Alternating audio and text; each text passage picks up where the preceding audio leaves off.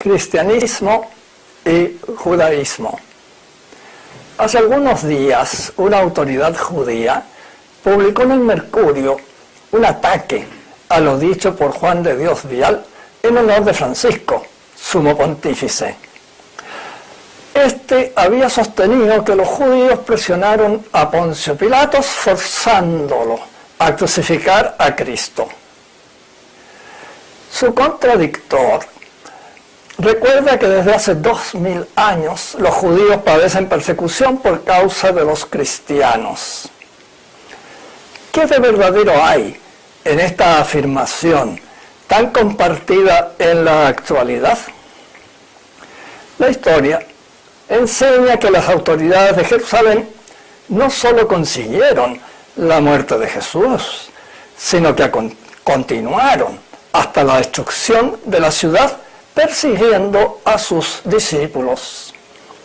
Hicieron morir a San Esteban, Santiago el Mayor y Santiago el Menor, y a muchos otros. San Pedro fue liberado por un ángel en la noche anterior a su muerte. San Pablo fue lapidado y dejado por muerto, si bien se recuperó de sus heridas, y fue salvado de una segunda lapidación por el ejército romano.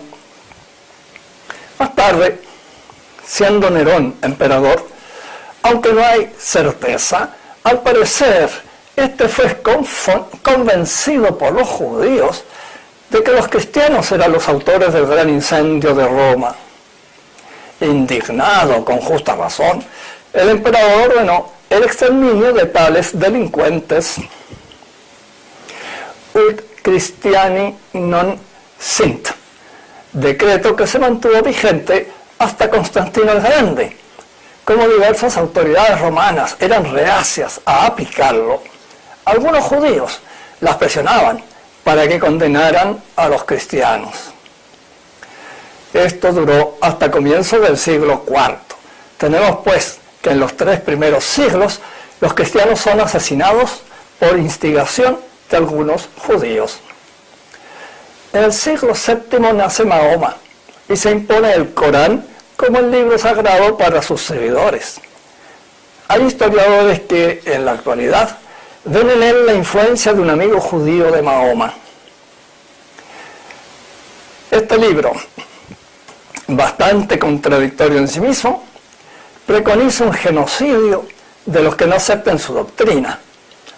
Al comienzo se impuso una cierta tolerancia hacia los cristianos, pero cada cierto tiempo arreciaba una persecución sangrienta.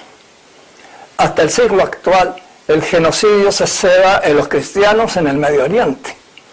Y en el siglo XIX, el judío Carlos Marx crea un movimiento genocida, que a partir de Lenin, rodeado de judíos, es el que más cristianos ha hecho morir en toda la triste historia. Podemos concluir, pues, basados en la historia real, que el cristianismo ha sufrido persecución desde su fundación hasta hoy, de parte de los continuadores del rechazo del Mesías.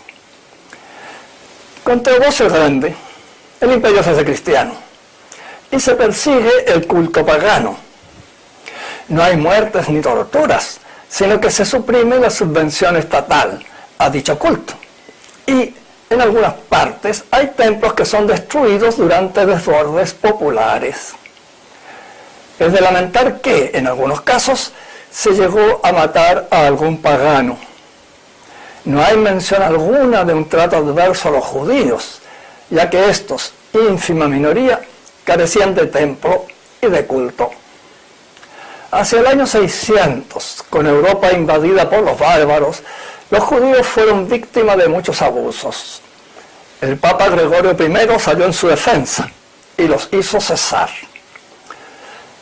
Mas los judíos se hicieron muy impopulares. La principal causa parece haber sido su dedicación a la usura. La Iglesia la tenía prohibida, pero como ellos no eran católicos, podían ejercerla. Para comprender el odio que despertaron, hay que saber que cobraban intereses altísimos. Con frecuencia superaban el 100%. Felipe Augusto de Francia, por ejemplo, los conminó a no cobrar más de 42%, lo que es un interés abusivo.